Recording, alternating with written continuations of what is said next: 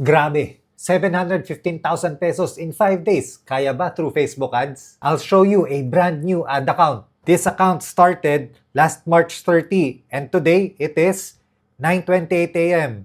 April 3. Oh, mainit-init pa. It spent $2,000 and sold 11,923 worth of products. Ang tanong kung paano ko ba sinet up?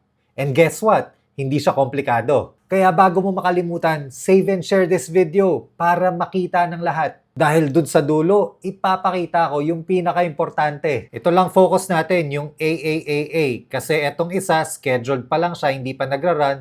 Tapos itong Easter sale, i-off naman yan eventually. This campaign is a CBO campaign siya. Campaign Budget Optimization. Kaya makikita nyo to, naka-CBO siya. And yung budget na nilagay ko is $450 per day. Ang taas. Bakit ba? Matapang ako Sa loob netong campaign, we have several ad sets. Pero makikita mo, ang dami pang nakaschedule. Kaya ang tumakbo lang talaga dyan, 5 ad sets lang. Pagdating sa targeting, alam nyo naman ginagawa ko. Very broad audience lang, tapos 18+. Kaya makikita mo dito, yung audience size is napakalaki, 292 million people. Bahala na yung creative sumanap ng tamang tao. Kaya nga ang tagal natin pinag-isipan yun Basta, siguraduhin mo lang na sa bawat adset meron kang 3 to 5 ads na tama yung messaging para mahanap niya yung tamang bebentahan. Ang importante, hindi pwedeng si FB lang magte-take ng credit dun sa lahat ng success. Pero at the same time, hindi rin pwedeng si FB lang lagi nating ibe-blame kapag hindi gumagana or bumibenta yung store natin.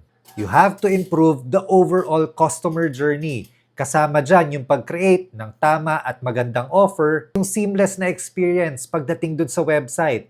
At syempre, maayos at magandang email sequence for follow-ups. Gawin mong solid yung mga yon and I'm sure mag-i-improve yung performance ng Facebook ads mo.